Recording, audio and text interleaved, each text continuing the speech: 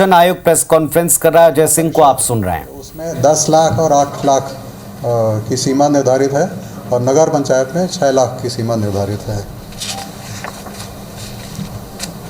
Election expenditure की monitoring के लिए हमने ऑब्जर्वर्स नियुक्त किए हैं। उसके अलावा ऑडिटर्स की नियुक्ति की गई है और निगरानी दल भी बनाया गया है।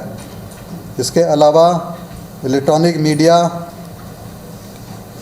से संबंधी रेगुलेशन का जो नियम है और उसके हिसाब से MCMC जिसको बोलते हैं वो आदेश जारी किया गया है।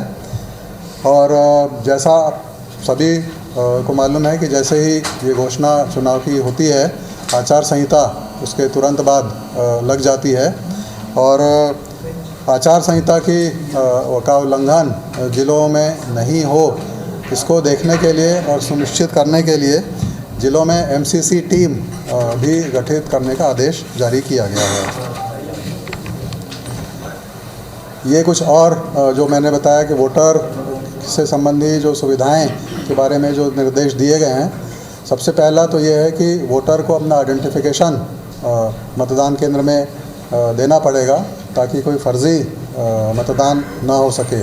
तो उसके लिए 18 अलग अलग पहचान पत्र हैं, जिसमें से कोई भी पहचान पत्र का उपयोग करके मतदाता मतदान कर सकता है। नगरीय क्षेत्रों में ये प्रावधान भी है कि यदि कोई वोटर किसी को भी वोट नहीं देना चाहता तो नोटा का भी ऑप्शन उसके पास उपलब्ध रहेगा।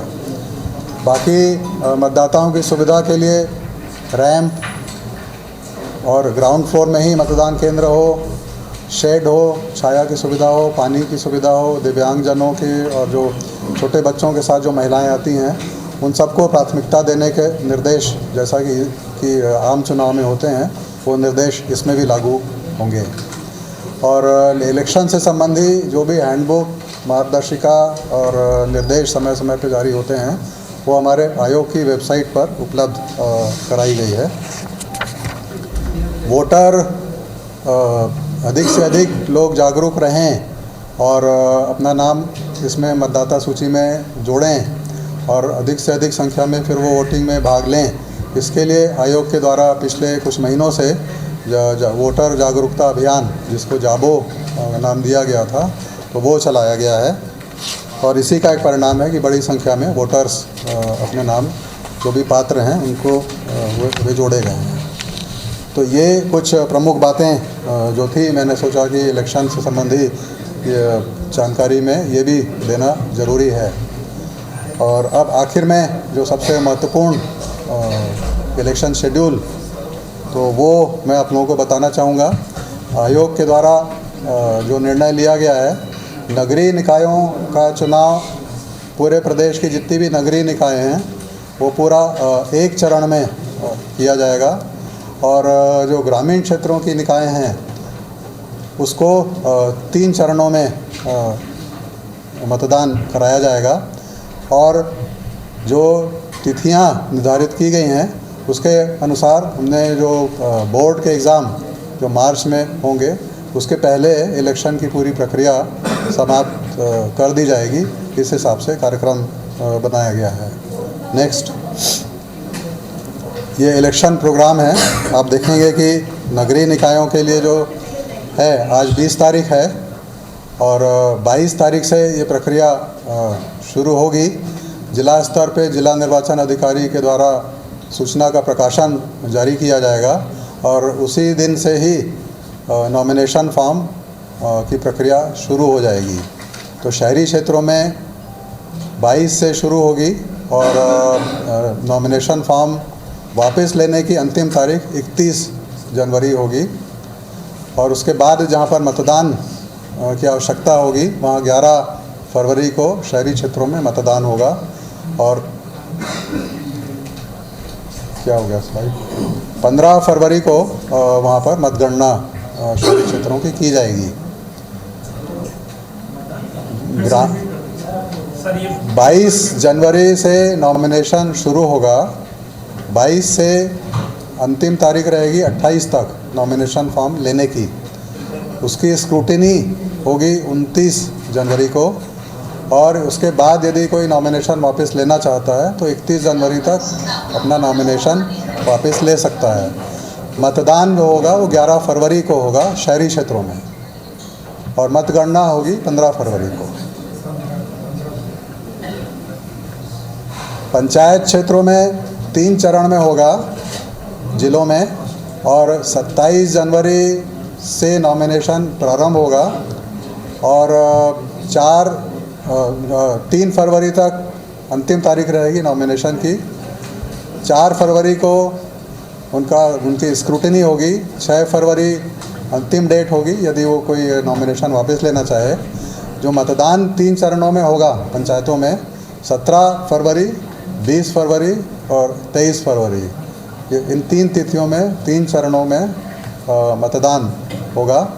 और मतगणना ग्रामीण क्षेत्रों में कुछ जो होता है काउंटिंग वो मतदान केंद्र पर होगा, और उसके बाद फिर उसकी टेबुलेशन जो ब्लॉक हेडक्वार्टर में होगा। तो मतदान केंद्र में मतगणना होगी वो 17 फरवरी, 20 फरवरी और 23 फरवरी, मतलब जिस दिन मतदान होगा उसी दिन मतगणना वहाँ पर हो जाएगी। लेकिन उसका टेबुलेशन 18, 21 और 24 फरवरी को किया जाएगा, और उसके बाद फिर जो अप्रत्यक्ष चुनाव है वो उसके बाद फिर आगे होगा। कब सर टेबुलेशन कैसे एक्स्ट्रा ये शेड्यूल आप लोगों को वैसे मिलेगा। टेबुलेशन होगा 18, 21 और 24 फरवरी को।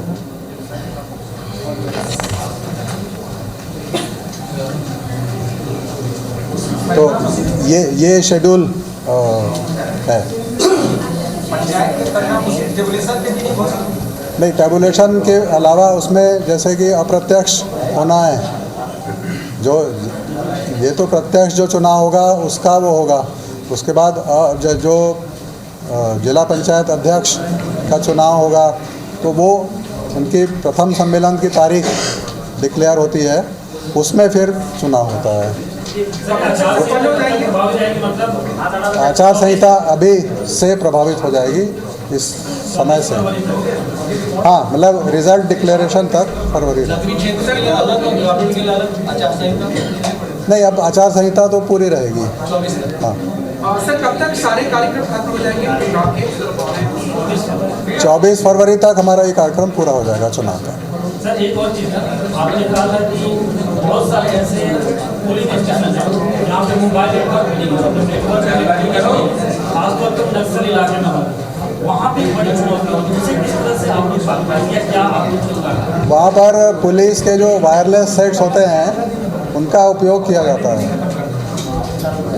सर, राजनीतिक संवेदनशील मतदान केंद्रों पर नाम करके किया गया है। ये संवेदनशील तो बताया मैंने, राजनीतिक संवेदनशील उसमें सभी प्रकार के संवेदनशील है, अलग अलग बाइफर्केशन नहीं किया गया है।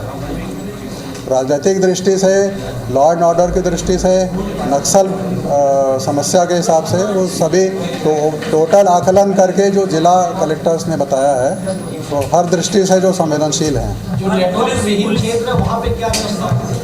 वहाँ पे जो पुलिस का वायरलेस सेट होता है उसके माध्यम से कम्युनिकेशन किया जाएगा। पुलिस बल कितने लग जाएंगे? पुलिस बल हर पोलिंग स्टेशन में, हमारा ये आयोग का निर्देश है कि 2 कम से कम होने चाहिए, जिसमें कि स्थानीय जो बल है उसका उपयोग किया जाएगा। सुरक्षा की दृष्टि से कोई खास इंतजाम सर कि चुनाव को शांतिपूर्ण संपन्न करा सके? एक तो ये जो 3 चरणों में किया जा रहा है, तो उसका एक कारण ये भी है कि फोर्स पूरे प्रदेश में एक ही चरण में कराने के लिए पर्याप्त फोर्स उपलब्ध नहीं होता है, क्योंकि इसमें जो सेंट्रल फोर्स होते हैं वो स्थानीय चुनाव के लिए उपलब्ध नहीं होते हैं। तो जो स्टेट का फोर्स है उसी का उपयोग होना है, इसलिए ये 3 अलग अलग चरणों में हो रहा है ताकि फोर्स भी मूव कर सके। एक मिनट, सीबीएसई का भी एग्जाम है, ऐसे में शिक्षकों का जो है इसमें चुनाव में होगा तो हम किस तरह से मैनेज? सीबीएसई का की परीक्षा फरवरी में होने वाली है, शुरू होने वाली है। उनके जो एक तो संख्या बहुत कम है और उनके टीचर्स का ज़्यादा अधिकतम मतलब उनका उपयोग नहीं होता है इसमें, जो इस राज्य के हैं उन्हीं का ही होता है। पंचायत चुनाव के लिए नॉमिनेशन की 21 तारीख को 27 जनवरी से नॉमिनेशन शुरू हो जाएगा। 27 जनवरी से लेकर 3 फरवरी तक एक एक करके बोलिए। ये जो शेड्यूल है सर, सबसे कम अभी तक के जितने भी इलेक्शन कार्यक्रम हुए हो उसमें सबसे कम है। हाँ। तो क्या आपकी तैयारी है और सब कुछ बेहतर तरीके से हो जाए, किस तरह से आपने क्योंकि नगरीय क्षेत्र में बस 20 दिन में चुनाव होता है। नहीं, हमारी तैयारी है, इसी हिसाब से ही तो हमने कार्यक्रम जारी किया है। इसके लिए जिला कलेक्टर्स के साथ जिलों में जाकर बैठक की है, उनसे समय समय पर आपने देखा कि ये पूरी तैयारी पिछले कुछ महीनों से चल रही है। वोटर सबसे पहले परिसीमन की कार्रवाई हुई, परिसीमन के बाद फिर वोटर लिस्ट की कार्रवाई हुई, उसके बाद फिर आरक्षण की कार्रवाई हुई। ख़ास तौर पर पुलिस व्यवस्था, तो इसके लिए जिला स्तर पे जाके पुलिस अधीक्षकों के साथ और अंतिम रूप से राज्य स्तर पर chief secretary, home secretary, DGP, ADG intelligence, इन सभी के साथ बैठक करके उनके साथ बैठकर प्लानिंग की गई है। सर मेरा सवाल है बच्चों का बोर्ड परीक्षा भी है, चुनाव के तुरंत बाद बोर्ड परीक्षा शुरू हो जाएगी, तो ऐसे में क्या प्रचार प्रसार में कोई समय सीमा नियम कुछ है? प्रचार प्रसार के नियम अलग से जारी हैं, उसमें समय भी निर्धारित रहता है और जो लाउड स्पीकर वगैरह कितने बजे तक उपयोग हो सकता है, किस लेवल तक उपयोग हो सकता है, ये सारी चीज़ें निर्देशों में हैं। अच्छा सर, 15 तारीख को नगरीय निकाय के रिजल्ट आ जाएंगे, उसके ठीक 2 दिन बाद पंचायत के इलेक्शन शुरू होंगे, तो ये जो इलेक्शन रिजल्ट है प्रभाव डालेंगे ना सर इलेक्शन जो मतदाता निकलेगा तो एक माइंडसेट चेंज होगा उसका, तो ये सब हड़बड़ी तो नहीं हो रहा है? आपने एक साथ कराने की जो कोशिश की? नहीं, हड़बड़ी तो बिल्कुल नहीं है। आपको ये बताना चाहूँगा कि जो निर्वाचित संस्थाएं हैं उनके 5 साल की अवधि फिक्स है। हमारे यहाँ जो पंचायत के जो पिछले चुनाव हुए थे उसके हिसाब से जो निर्वाचित लोग हैं उनका पीरियड ख़त्म होने के पहले हमारा प्रयास है कि ये चुनाव हो जाए। सर जो निर्वाचन काल में जो अधिकारी कर्मचारी लगाए जाते हैं, बहुत सारे ऐसे होते हैं जो बहुत गंभीर बीमारियों से पीड़ित होते हैं, वो अपना मेडिकल भी लगाते हैं, उसके बाद भी उनकी ड्यूटी कैंसिल नहीं होती और स्पॉट पे उनकी कभी कभी डेथ भी हो जाती है चुनाव के दौरान। तो इसके लिए कुछ नया नियम बनना चाहिए कि मेडिकल अगर कोई दे रहा है तो उसको सुनवाई होनी चाहिए। नहीं, निर्देश तो हैं जो जेन्युइन प्रकरण होते हैं उसमें जिला स्तर पे अपेक्षा की जाती है जिला कलेक्टरों से कि उनको छूट दी जाएगी। बहुत लोग छुट्टी या मुक्त होने के दृष्टि से भी कागज़ लगाते हैं या रिक्वेस्ट करते हैं, तो समस्याएं उनकी भी हैं, समस्याएं जिला प्रशासन की भी हैं। हमको बीच का रास्ता निकाल के चुनाव कराना पड़ता है। इसके अलावा आपने एक डेथ का बोला, तो यदि ड्यूटी के दौरान डेथ होती है तो कंपनसेशन के बारे में भी आयोग के निर्देश हैं। सर ये निर्वाचन की ड्यूटी लगी है, उसमें जो शिक्षक लगे हुए हैं उनकी संख्या कितनी है? अब टोटल कर्मियों की संख्या मैंने बताई है, उसमें ज़्यादातर शिक्षक ही होंगे। क्या वो प्राइमरी और मिडिल और हाई स्कूल हायर सेकेंडरी सभी श्रेणी के मिक्स्ड हैं, जैसे उपलब्धता है और जैसे आवश्यकता है जिलों में, उसके हिसाब से होगी। सर जो नक्सल इलाके हैं, आपने कहा कि सेंट्रल फोर्सेस की सहायता देना है, बस्तर में जो स्थितियों में लगातार ऑपरेशन चलाए जा रहे हैं, तो इस समय चुनाव कराना परिस्थिति है, तो क्या ऐसा कोई निवेदन किया गया सेंट्रल फोर्सेस के लिए सहायता मांगने के लिए, उसी से चुनाव कराया जाएगा? नहीं, जो हमने बस्तर संभाग के ख़ास तौर पे अलग से बैठक की थी और उसमें इंटेलिजेंस एडीजी के साथ और जो नक्सल के इंचार्ज हैं यहाँ पर पीएचक्यू में, उनके साथ बैठक की है और उनके सुझाव और उनके अनुमान और उनके प्लान के अनुसार ही ये कार्यक्रम जारी किया गया है। सर एक और कंफ्यूजन था इसमें, आपने बोला सर टेबुलेशन जिस दिन होगा पंचायत चुनाव के लिए, क्या घोषणा उसके एक दिन बाद होगी? कौन सा? पंचायत चुनाव। नहीं, पंचायत चुनाव में मतदान केंद्र पर जो होने वाली जो काउंटिंग है वो है, और उसका टैबुलेशन, मतदान केंद्र तो लोकल लेवल पे काउंटिंग होगी, उसका टैबुलेशन जिसका टैबुलेशन ब्लॉक हेडक्वार्टर में होना है, तो वो सभी उस ब्लॉक के जितने फिर ग्राम पंचायतें हैं वो सारे उन सभी की जानकारी ब्लॉक मुख्यालय में आएगी, उसके आधार पर ही टैबुलेशन होगा। सर इसमें जैसे कि 25 हाँ, तो अगले दिन है ये 17 अगले से अगले दिन होगा 25 फरवरी को इसमें है कि नतीजे जिला पंचायत चुनाव आचार संहिता 25 फरवरी तक होगी, जिला पंचायत का नहीं, वो तो जिला पंचायत का है। खर्च के लिए भी सर 25 बेसिकली जो खंड मुख्यालय पे होगा, तो सर्वे खंड मुख्यालय का 24 का बुलाए, और उसके बाद का जो जिला पंचायत का होगा वो 25 का होगा। 25 तक ये पूरा कार्यक्रम में 25 फरवरी तक रहेगा। 25 तक चुनाव आचार 25 तक।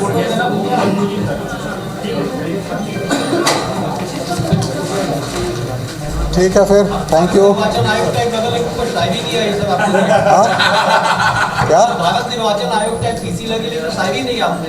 शायरी, मेरे को शायरी का शौक नहीं है।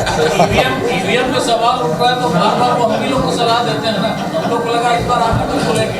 आज के इस प्रेस वार्ता में आप सभी लोग उपस्थित हुए, उसके लिए मैं आयोग की तरफ से आप सभी के प्रति धन्यवाद ज्ञापित करता हूँ, और सभी से आग्रह करता हूँ कि स्नैक्स और टी की व्यवस्था की गई है, कृपया।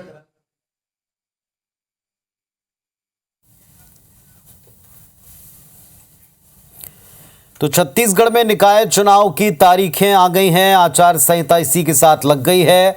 शहरी क्षेत्र में 11 फरवरी को वोटिंग होगी और 15 फरवरी को नतीजे आ जाएंगे।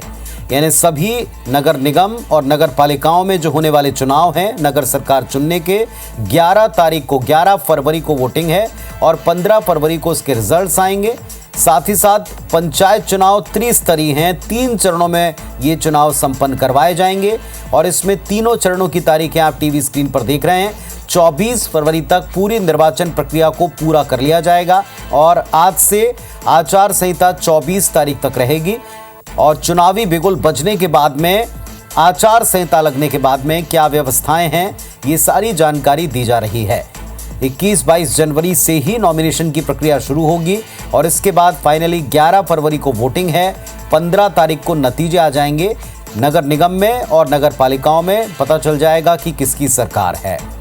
आप एग्जैक्ट नंबर भी देख रहे हैं नगर पालिकाओं के और नगर निगमों के, जहां पर आज चुनाव होने हैं और इन तारीखों का ऐलान किया जा रहा है। निकाय चुनाव के इन तारीखों के मुताबिक 10 नगर निगमों में 11 फरवरी को वोट, 15 फरवरी को नतीजे आएंगे।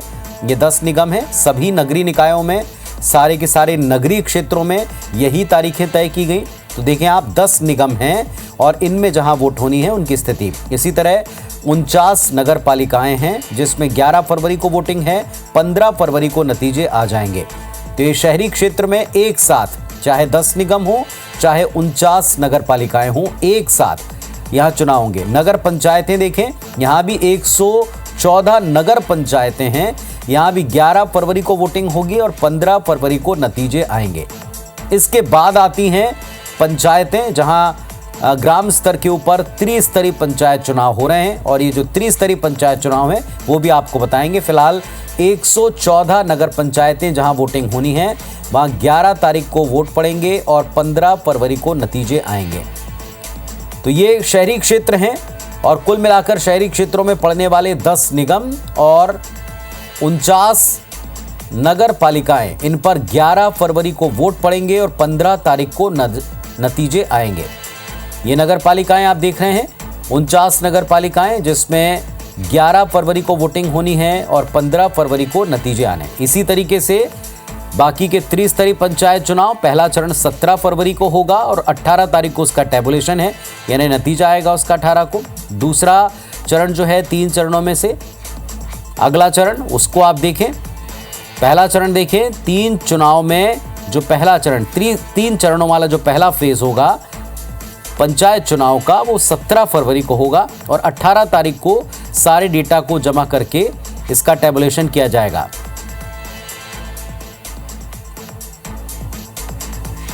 तो पंचायत चुनाव का और साथ में नगरीय निकाय चुनाव का ऐलान हो चुका है। 24 फरवरी तक पूरी निर्वाचन प्रक्रिया पूरी कर ली जाएगी। संपूर्ण प्रक्रिया का ऐलान कर दिया गया और आचार संहिता लग गई। हमारे साथ प्रमोद दुबे साहब कांग्रेस पार्टी से और संजय श्रीवास्तव जी भारतीय जनता पार्टी से जुड़ गए हैं। तो संजय श्रीवास्तव जी, तारीखों की घोषणा कर ली गई है, बहुत से किंतु परंतु संशय थे वो सब के सब दूर हो गए। बीजेपी का रिएक्शन क्या है? तैयारी है आप लोगों की पूरी?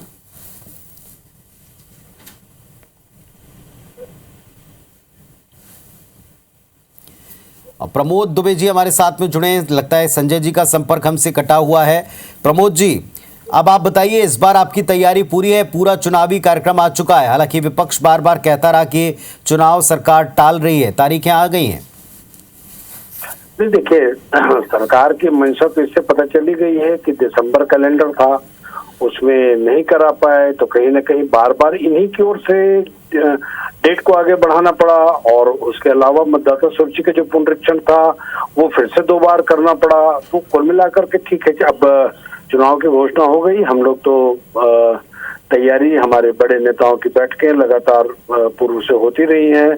वार्डों में प्रभारी बना चुके हैं। सारे जो पार्षद के प्रत्याशी हैं, महापौर के प्रत्याशी हैं, उनके लिए गाइडलाइन और क्राइटेरिया भी बना दी गई है। तो हमें ऐसा लगता है कि पूर्व से निर्धारित कैलेंडर के पूर्व ही हम लोगों ने अपनी तैयारी शुरू कर दी थी कि हमें ये मालूम था कि डेट 27 दिसंबर के आसपास होना है।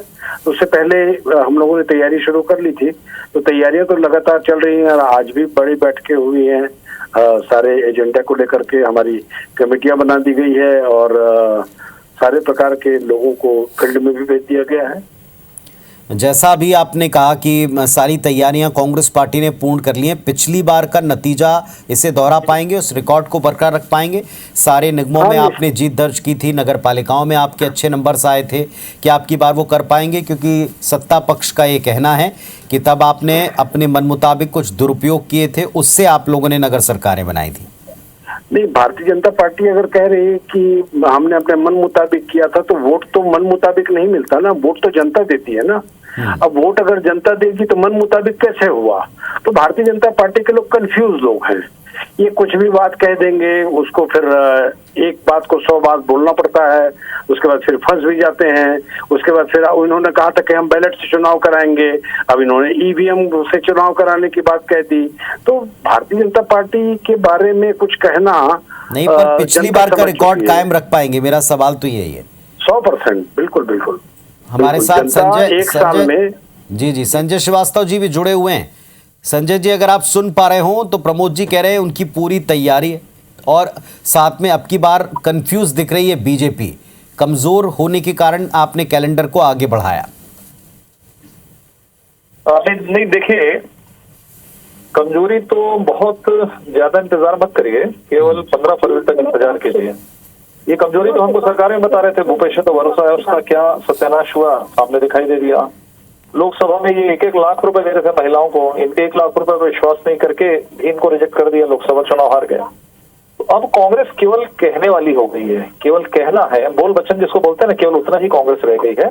बहुत जल्दी हमको, मुझे लगता है कि 20 दिन का इंतजार करना चाहिए, परिणाम आपको सब दिखाई देगा। प्रोसेस ऐसा है, इनका तो स्क्रिप्ट भी तैयार हो गया है कि चुनाव हारेंगे तो एटीएम पर अपन लगा देंगे, आरोप लगा देंगे, एटीएम पर आरोप लगा देंगे, है ना, ईवीएम मशीन पर आरोप लगा देंगे कि भाई। तो मुझे लगता है कांग्रेस तो अभी अचानक जग भी नहीं पाई है कि चुनाव लड़ना है, कैंडिडेट डिक्लेयर करना, ये है वो है, ऐसा कुछ नहीं है। प्रक्रिया पर भरोसा रखें, चुनाव आयोग पर भरोसा रखें और जनता पर भरोसा रखें। जनता की बात कर रहे थे प्रमोद जी, तो जनता पर भरोसा रखें। बहुत जल्द 15 तारीख को आपको परिणाम सामने दिखाई देगा। ये बात तो ठीक है, लेकिन उनका ये कहना है कि अब की बार आपने जो ये बीच का समय लिया, इसमें तैयारी के लिए लिया, कॉन्फिडेंस नहीं है। एक कंफ्यूजन की बात की जा रही, दूसरी कॉन्फिडेंस की बात की जा रही। तो क्या मामला? नहीं, देखिए, कॉन्फिडेंस तो अब कांग्रेस, हाँ, हो सकता है हमारे कॉन्फिडेंस में कुछ कमी हो सकती है, लेकिन हम ओवर कॉन्फिडेंट नहीं है इनकी तरह। ये कुछ भी बोल रहे हैं बोल बच्चन तरीके से। और मुझे लगता है बीजेपी का एकमात्र संगठन ऐसा है कि एक चुनाव समाप्त होता है, हम दूसरे चुनाव की तैयारी चालू कर देते हैं। हमें ये मालूम था कि दिसंबर जनवरी में चुनाव होना है, ये कांग्रेस को भी मालूम था, इसलिए हमने तो लोकसभा के बाद से इसकी तैयारी चालू कर दी थी। आज सब कुछ हमारी कमेटी बन गई है, सब कुछ है, केवल हमको कैंडिडेट सेलेक्ट करना है और हम 2 दिन के अंदर कैंडिडेट दे देंगे। ये तो अभी शुरुआत कर रहे हैं। दीपक बैठ जी बैठ रहे हैं, तो भूपेश जी आज पहली बार आए हैं, तो ऑब्जर्वर बन रहे हैं, नीचे कुछ है ही नहीं जमीनी पे कि वार्डों के अंदर में जाके कुछ सर्वे करें, ये करें, कौन कैंडिडेट होगा, कुछ नहीं, सीधे ऊपर से चल रहा है। ये ऊपर से नीचे जाते हैं, हम नीचे से ऊपर आते हैं। तो मुझे लगता है कि कांग्रेस कहीं नहीं है, हताश है, निराश है, और कांग्रेस को परिणाम भी मालूम है। चलिए, आप दोनों को शुभकामनाएं। चूंकि अब तो तारीखें आ गई हैं, दोनों पक्ष दावा कर रहे हैं जीत का, दोनों पक्ष दावा करते हैं सामने वाले पक्ष की तैयारी को लेकर। फिलहाल आप दोनों को धन्यवाद देते हैं, शुभकामनाएं देते हैं। आज तारीखों का ऐलान हो चुका है। सबसे बड़ी बात यह कि अब नगर सरकारें चुनने की बारी है, अब पंच सरपंच चुनने की बारी है। तो आपके अपने क्षेत्र में लोकल स्तर के ऊपर होने वाले चुनाव हैं, जिसमें आपकी यानी आम लोगों की भागीदारी सबसे महत्वपूर्ण है। चुनाव आयोग ने, राज्य चुनाव आयुक्त ने जो आज प्रेस कॉन्फ्रेंस की अब से कुछ देर पहले, इसमें घोषणा कर दी कि जितनी भी नगर सरकारें हैं, जिसमें नगर निगम हैं, नगर पालिकाएं हैं, जिला पंचायत हैं, इन सभी में तीनों जगहों के ऊपर जो चुनाव होने हैं वो 11 तारीख को वोटिंग है और 15 तारीख को उसके रिजल्ट आने वाले हैं। और इसके अलावा उन्होंने ये भी बता दिया है, पूरा चुनावी कार्यक्रम आपके टीवी स्क्रीन पर आप देख रहे हैं कि 3 स्तर में पंचायतों के चुनाव हैं। मेरे सहयोगी राजेश राज इस वक्त तैयार दिखाई पड़ रहे हैं, उनका हम रुख करते हैं। राजेश, पूरे चुनावी कार्यक्रम की घोषणा हो गई, इसी के साथ आचार संहिता लग गई, जो इसके हाईलाइट पॉइंट हैं वो जरा बताएं।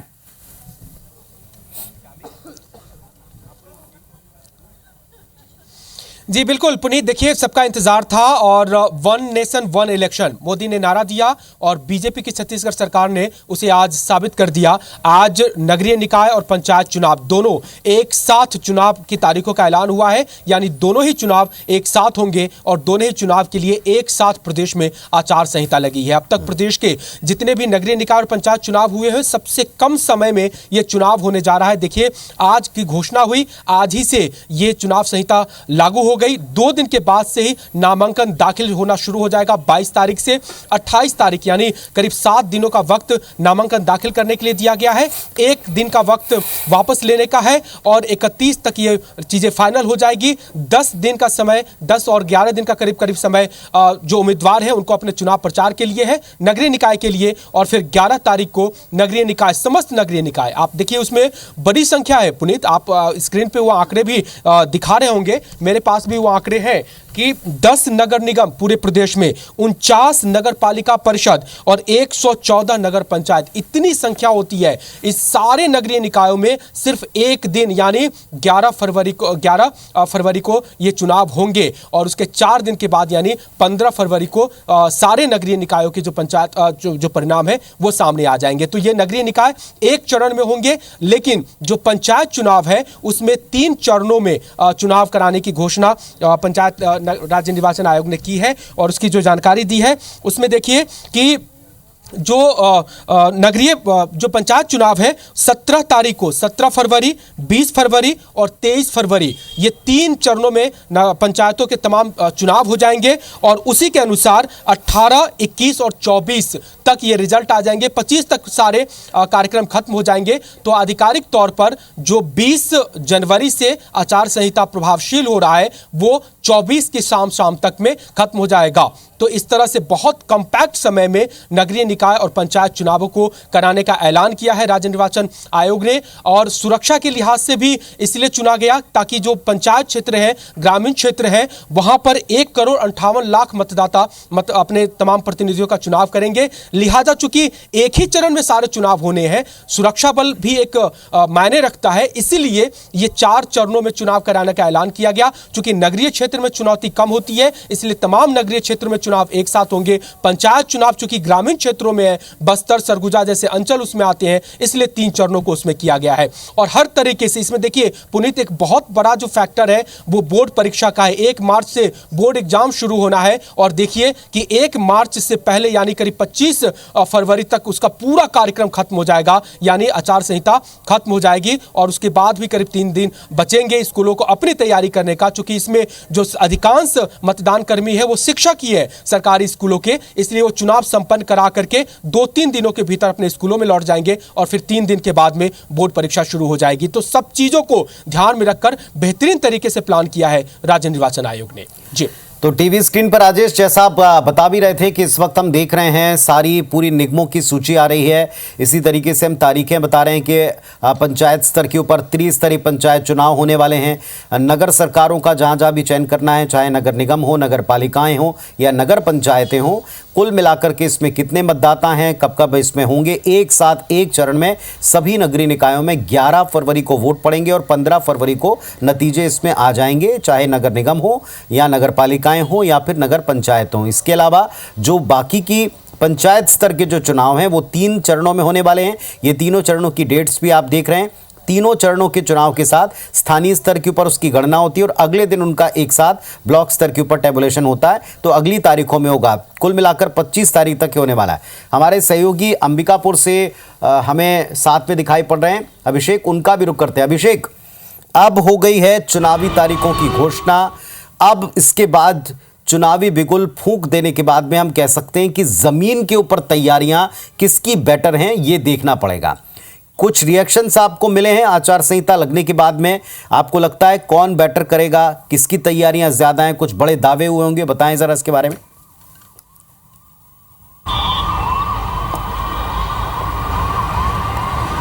पुनीत जी, जिस तरह से इस वर्ष से ही ये कयास लग रहे थे कि जो नगरीय चुनाव हैं और पंचायत चुनाव हैं वो जल्द से जल्द हो सकेंगे, और अब जैसे ही आज जो यहाँ पर तारीखों की घोषणा हुई है उसके बाद से जो भाजपा या कांग्रेस दोनों ही दल के नेता हैं वो अपनी अपनी तैयारी को बेहतर बता रहे हैं। कांग्रेस का ये कहना है, चूंकि अंबिकापुर नगर निगम में पिछले 10 सालों से कांग्रेस का कब्जा है, यहाँ के महापौर डॉक्टर अजय तिर्की हैं, वो प्रबल दावेदार तो हैं ही, लेकिन इसके अलावा कई और ऐसे दावेदार हैं जो अपनी दावेदारी पेश कर रहे हैं। कांग्रेस का ये कहना है कि पिछले 10 सालों में सीमित संसाधनों में जो नगर निगम ने काम किया है वो उसे लेकर जनता के पास जाएंगे, और पिछले 1 साल जो भाजपा शासनकाल के रहे हैं उसमें कोई भी ऐसी उपलब्धि नहीं है भाजपा की जिसको वो सामने ला सके। तो ये जो कांग्रेस का ये कहना है कि इसको लेकर वो जनता के पास जाएंगे और उन्हें उम्मीद है कि इसका फायदा उन्हें मिलेगा। इसके उलट अगर भाजपा की बात करें तो भाजपा पिछले 10 साल जो नगर निगम में कांग्रेस का कब्जा था उसको लेकर जनता के पास जाएगी। भाजपा का ये कहना है कि जो विकास के काम थे वो कहीं नहीं हुए,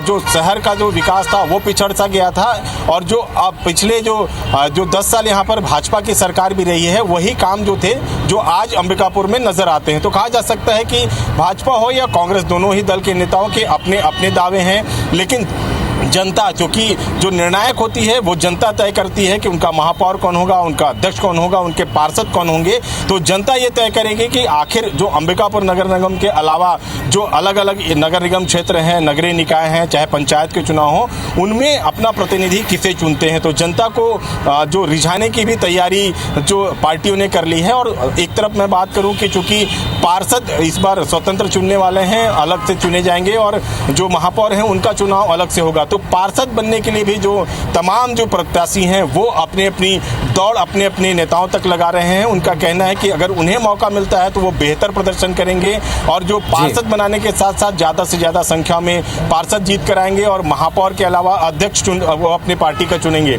तो कहा जा सकता है पुनीत जी कि अब जो चुनावी बिगुल फूका जा चुका है, जो तिथि है वो तय किए जाएंगे। अभिषेक, आपने जैसा बताया ये सबसे महत्वपूर्ण है कि कांग्रेस और बीजेपी अब किसकी तैयारी जमीन पर वाकई पुख्ता है, क्योंकि दावे दोनों पक्षों ने किए, आरोप दोनों के पास में लगाने के लिए बहुत से हैं। राजेश ने हमको रायपुर से पूरी तैयारी बताई, आपने वहां पूरा सरगुजा का हाल बताया, और इस वक्त आकाश राव हमारे सहयोगी हमारे साथ में जुड़े हुए हैं। आप अपने क्षेत्र में किस तरह समीकरणों को देख रहे हैं, क्योंकि अब पूरा चुनावी प्रोग्राम क्लियर है, बोर्ड एग्जाम से पहले 25 तारीख तक सब कुछ निपटा लिया जाएगा, इसकी पूरी तैयारी कर ली गई। राजनीतिक स्तर पर आप क्या देख रहे हैं? बिल्कुल, जिस तरीके से दुर्ग जिले की बात करें तो लगभग 6 विधानसभा इसमें आते हैं, जिनमें से 4 पर भाजपा के विधायक काबिज हैं और वहीं 2 पर कांग्रेस के विधायक हैं। और ऐसे में देखा जा रहा है कि जिन निकायों में अब चुनाव होने हैं, चूंकि 11 नगरीय निकाय दुर्ग जिले में आते हैं, जिनमें से 7 पर जो है चुनाव होना है, जिसमें दुर्ग नगर निगम जो आता है, दुर्ग नगर निगम में पूर्व में कांग्रेस के महापौर रह चुके हैं, और ऐसे में 5 जनवरी को उनका कार्यकाल समाप्त हो चुका है, अब चुनाव होने वाला है। तो अब जो ये देखा जा रहा है कि दुर्ग शहर में विधायक जो है वो भाजपा के हैं, गजेंद्र यादव, और वही जो बाकी अन्य जो नगरीय निकाय क्षेत्र है वो जो जुड़ता है वो कहीं ना कहीं भाजपा के आसपास जो नेता हैं उनकी ज्यादा उस पे पकड़ देखने को मिल रही है। हालांकि जिस तरीके से नगर निगम दुर्ग की बात करें तो दुर्ग नगर निगम में कई चेहरे सामने आ रहे हैं और लगातार ये कयास लगाए जा रहे हैं कि चूंकि सत्ता पक्ष में होने के कारण एक प्रभाव रहता है सत्ता का, और लोगों का भी ये मानना रहता है कि जिस तरीके से अगर सत्ता पक्ष के ही अगर कोई महापौर या पार्षद बनते हैं तो ज्यादा विकास कार्य होते हैं। तो ऐसे में कई जो लोगों की धारणाएं भी बनी हुई हैं। ऐसे में ये भी देखा जा रहा है कि चूंकि भाजपा और कांग्रेस दोनों ही अपनी कमर कस चुकी है, पूर्व में ही ये बात की जानकारी हो चुकी थी कि जनवरी या फरवरी के आसपास में चुनाव होने हैं, तो ऐसे में पहले से ही तैयारियां चालू थी। जिस तरीके से भाजपा की अगर बात करें तो भाजपा में लगातार बैठकें हो रही हैं। जो चुनाव लड़ना चाहते हैं, जो दावेदार हैं, वो लगातार अपने अपने नेताओं के पास जाकर के अपने आवेदन प्रस्तुत कर रहे हैं। चलिए बस अब देखते हैं कि जमीन पर उतरने के बाद आकाश नेता क्या कहते हैं। सबसे बड़ी चुनौती अब होगी कि जल्द से जल्द अपने दावेदार उतारें या दावेदारों में से उम्मीदवार फाइनल करके सामने लेकर आएं, और इन दावेदारों में से उम्मीदवार जिनको नहीं बनाएंगे उनको कैसे बैलेंस या मैनेज करेंगे ये देखना होगा। फिलहाल मैं आप तीनों का धन्यवाद देता हूं। आप तीनों ने जो अपडेट हमको दिया है, तो नगर सरकार चुनने की बारी फिर से आपकी है, पंचायतों में फिर आपको पंच सरपंच चुनने हैं, तारीखों की घोषणा हो चुकी है, फरवरी का महीना फिर चुनाव का है जब आपको अपने लिए नगर सरकारें चुननी हैं।